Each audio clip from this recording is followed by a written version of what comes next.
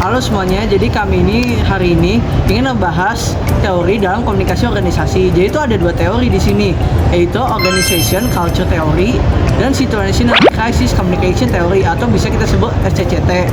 Jadi pertama, saya akan menjelaskan tentang Organizational Culture Theory yang dikembangkan oleh Pakanowski dan O'Donnell Trujillo. Jadi teori ini itu mengibaratkan organisasi itu seperti jaring laba-laba. Anggota organisasinya adalah laba-labanya dan budaya organisasi adalah jaringnya. Artinya, budaya organisasi terbentuk melalui simbol-simbol yang berbagi makna bersama oleh anggota organisasi. Jadi simbol-simbol itu terdiri dari 3 jenis. Yang pertama, simbol fisik seperti logo, bangunan, pakaian, kantor, hingga interior ruangannya.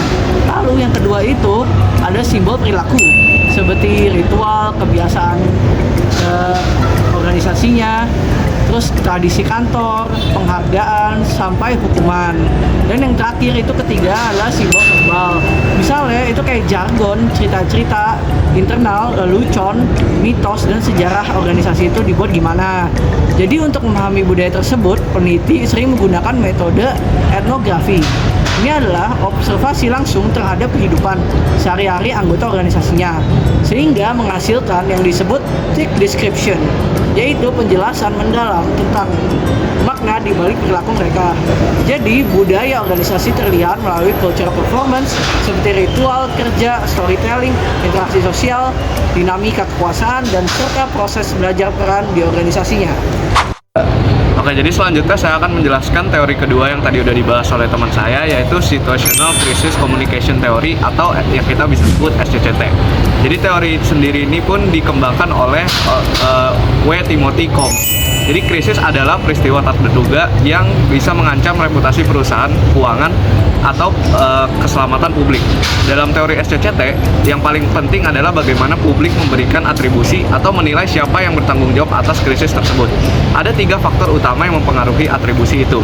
Yang pertama, Initial Crisis Responsibility, yaitu seberapa besar organisasi dianggap bersalah. Krisis dibagi menjadi 3, yaitu victim, organisasi yang menjadi korban, accident, krisis karena kecelakaan, preventable, krisis yang sebenarnya bisa dicegah. Kedua, krisis teori, yaitu apakah organisasi pernah mengalami krisis serupa di masa lalu. Dan ketiga, relational reputation, yaitu reputasi hubungan organisasi dengan publik sebelum krisis terjadi. Berdasarkan faktor-faktor ini, SCCT memberikan 4 strategi respon. Strategi pertama adalah deny, yaitu menyangkal keterlibatan organisasi. Ini cocok untuk victim krisis.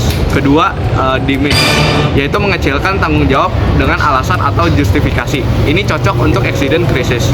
Ketiga, rebuild, yaitu organisasi meminta maaf, memberi kompensasi, dan berusaha memperbaiki reputasi. Strategi ini paling cocok untuk preventable crisis. Dan yang terakhir adalah bolster, yaitu strategi tambahan seperti mengingatkan publik akan hal positif yang pernah dilakukan atau berterima kasih kepada stakeholder. Untuk membantu memahami kedua teori ini, ada beberapa contoh kasus yang relevan dan juga nyata. Misalnya, kasus tes swab PCR, terus skandal jatuhnya Boeing 737 MAX 8, dan juga kasus keracunan Tylenol. Ada lagi tuh, kasus hoax jarum suntik di kaleng Pepsi.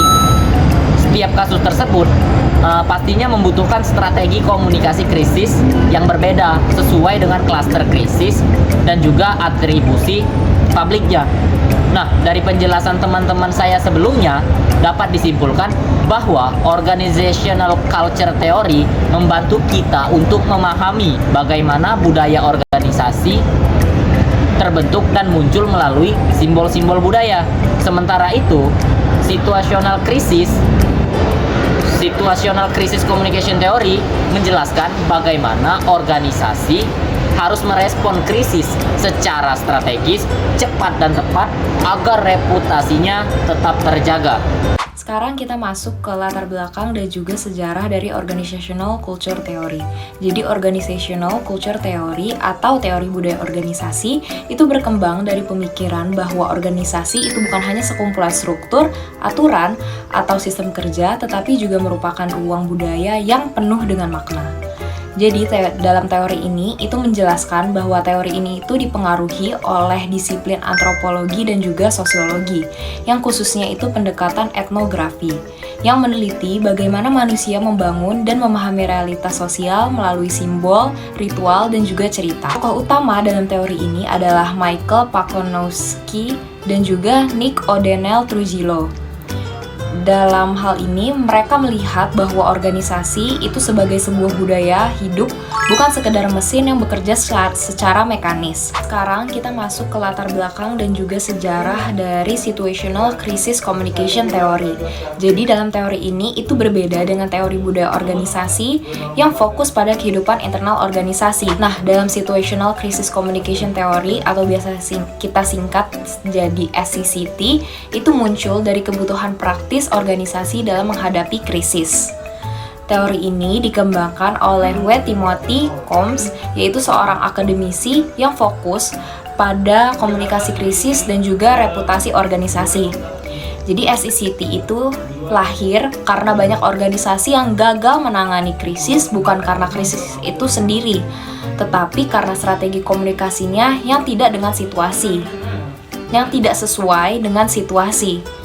Jadi secara historis, banyak kasus besar seperti kecelakaan industri, skandal perusahaan, atau isu keselamatan publik itu menunjukkan bahwa respon komunikasi yang salah dapat memperparah kerusakan reputasi dari sebuah organisasi. Dan SCCT ini kemudian dikembangkan untuk menjawab pertanyaan penting seperti strategi komunikasi seperti apa yang paling tepat digunakan organisasi tergantung pada jenis krisis yang terjadi.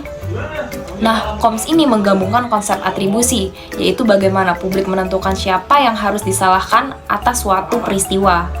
Dan dia menyimpulkan bahwa persepsi publik itu dipengaruhi oleh beberapa hal. Ini kita rangkum sebagai 3 hal, yaitu seberapa besar tanggung jawab organisasi terhadap krisis, apakah organisasi pernah mengalami krisis serupa sebelumnya, dan bagaimana reputasi organisasi sebelum krisis itu terjadi. Nah, dari sinilah SCCT itu berkembang menjadi panduan strategis yang membantu organisasi memilih respon komunikasi seperti menyangkal, mengurangi dampak, dan mengakui kesalahan dan juga meminta maaf sesuai dengan situasi krisisnya. Jadi secara singkatnya, Organizational Culture Theory itu membantu kita untuk memahami organisasi dari sisi makna, simbol, dan juga budaya yang dibangun bersama. Sedangkan Situational Crisis Communication Theory itu tuh membantu organisasi bertindak strategis dan tepat saat menghadapi krisis. Nah, sekian video penjelasan dari kelompok kami. Terima kasih sudah menonton. Semoga materi ini bermanfaat ya teman-teman.